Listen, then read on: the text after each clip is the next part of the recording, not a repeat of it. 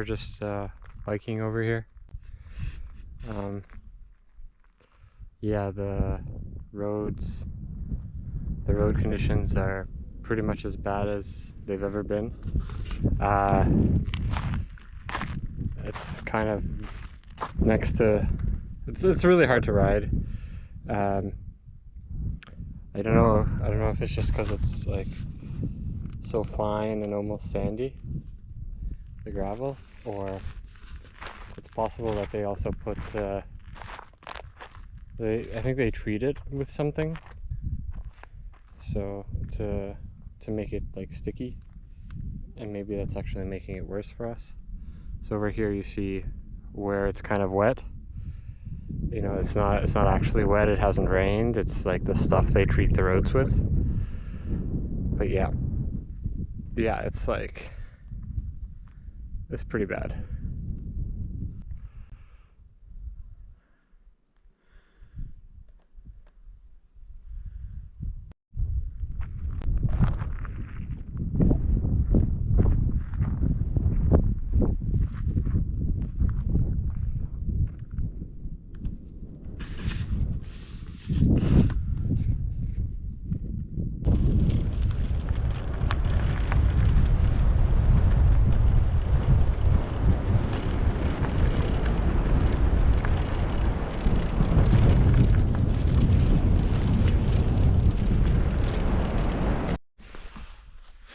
I'm just walking here a bit in this vast grassland, and yeah, I was just saying to Jacob, it's really cool because it looks like it's like farmland, you know, like when do we ever see something like this, right? And it's not like being used for anything, but yeah, here we have it, you know, because most of the time it doesn't look like this. Most of the time it's all cold and frozen, and there's also permafrost, so you probably can't grow much either.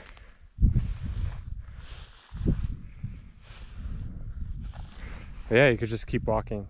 Like that's I feel like that's why I walked out here, to like acknowledge that you could just keep walking. It's cool. There's berries here too.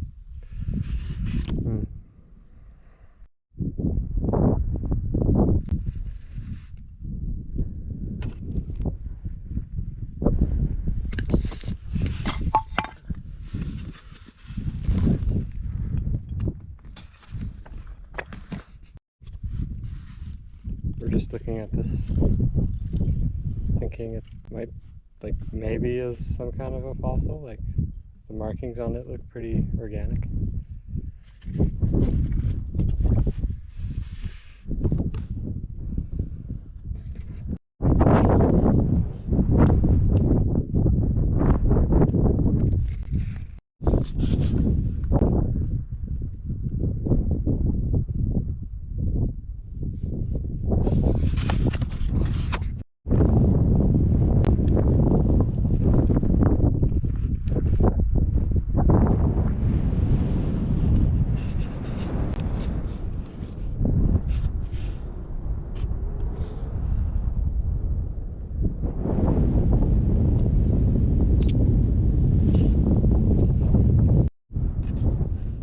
Okay, welcome everybody to the Northwest Territories. Very, very exciting.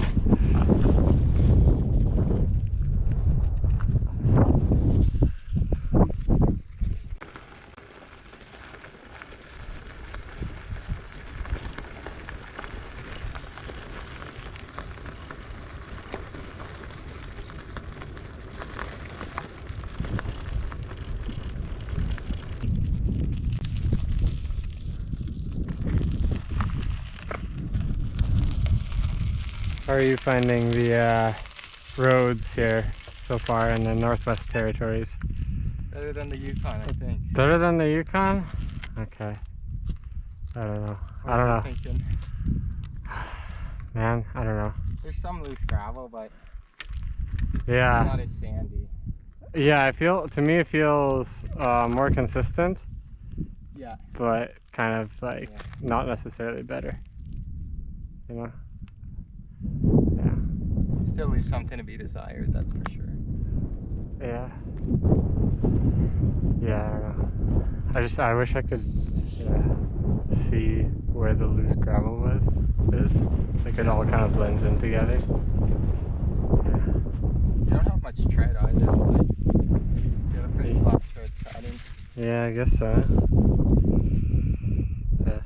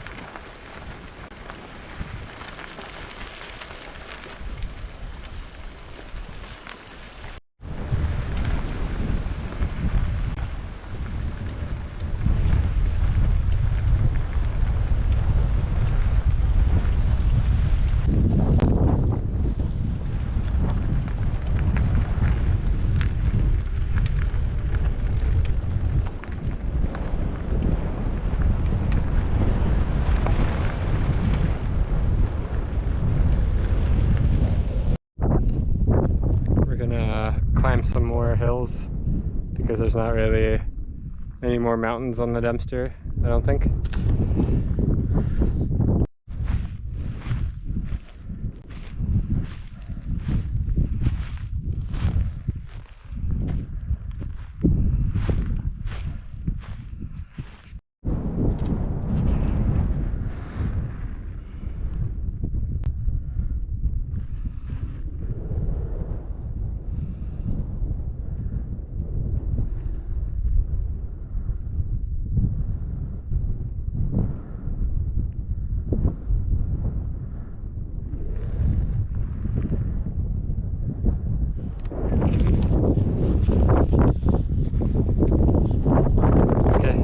I'm gonna go back.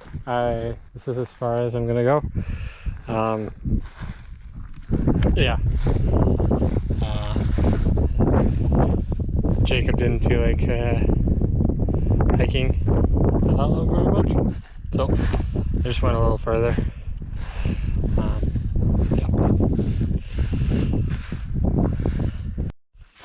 But yeah, I think that's probably the last of mountains and stuff like that that are gonna be on the Dempster. But yeah, who knows?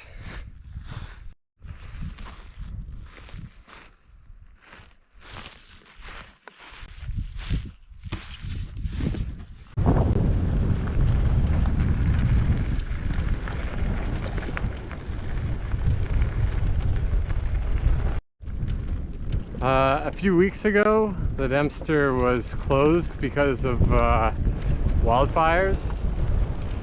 It was closed like specifically around this point, I think. So it kind of looks like this is what you know, remains of those wildfires.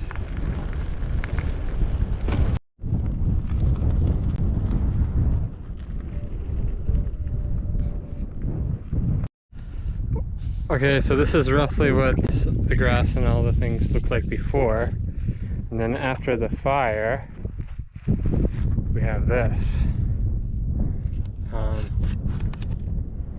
Yeah, so it's actually really interesting. Like, I could be totally off here, but I suspect that there's some kind of like sinking that happened because some permafrost was melted.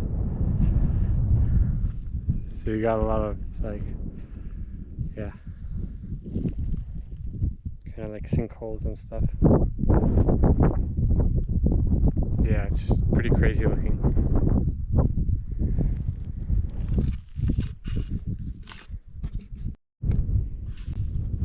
But I don't know, I could be totally wrong.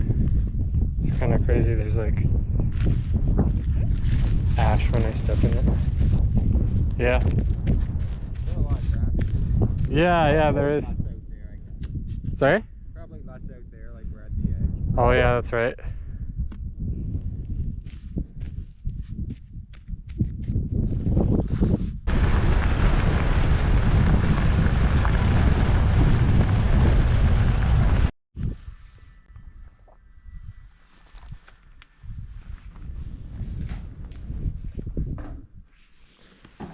Hi everybody. We're in a place called Midway Lake. Yeah, here in the Northwest Territories. Yeah, so it's just I'm not sure how permanent this kind of community is, because everything's like really empty. But we know there is going to be a music festival in kind of early August. So yeah, I don't know. I guess a lot of people are going to show up for that. But yeah, we found one person who was here, and we just kind of made sure that it was okay to camp here, and yeah, here we are. I think in the Northwest Territories, in this portion of the Dempster Highway, it's gonna kind of be a lot more about interacting with locals. Well, really, because there are locals, unlike in the Yukon part of the Dempster Highway. Yeah, so there's some towns or communities and stuff, right? There's like Fort McPherson, then Sigachek, Inuvik, and then Tuktoyaktuk. So yeah, looking forward to seeing those places and meeting those people, right? That we took this very remote road to get to.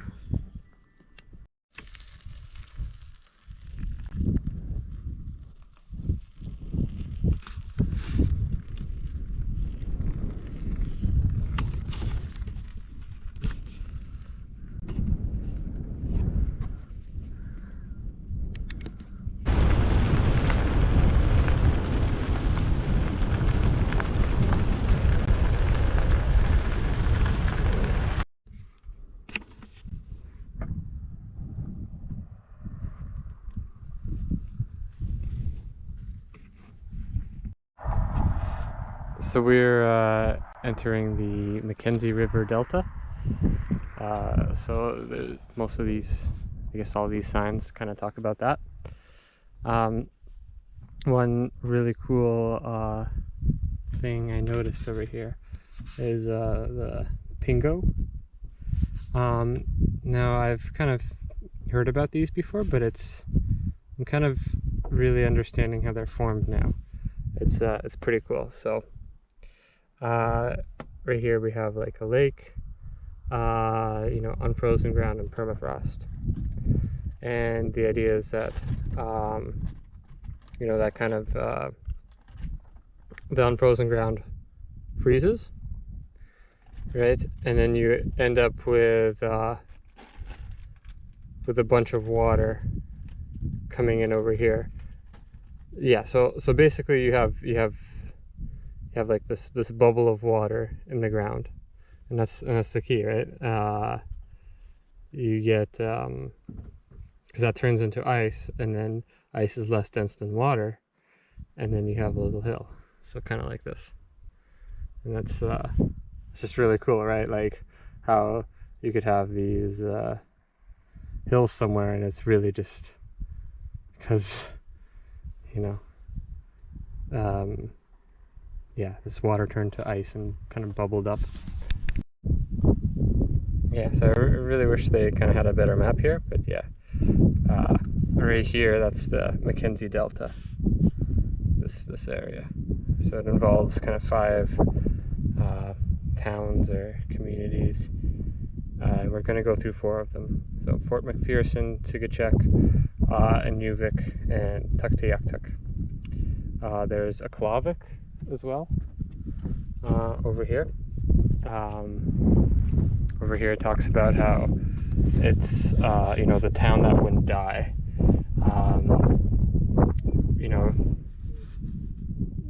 you know, there was like flooding and erosion and stuff like that, and they made an attempt to move the town to what's now Inuvik.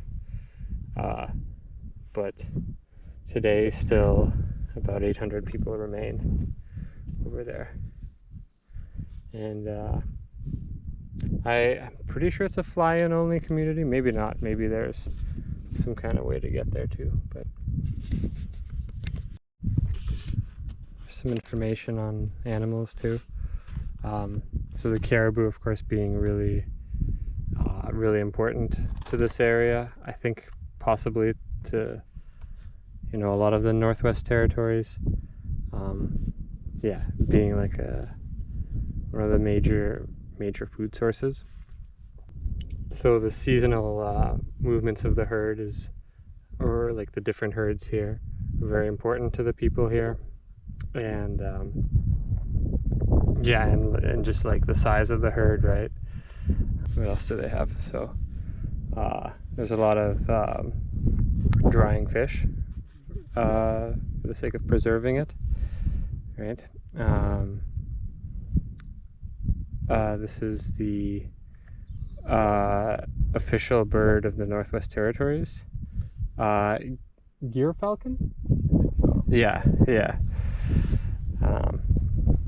What else we got? Beluga whales, wolves, reindeer were actually introduced to the area in an attempt to alleviate food shortages and economic hardships.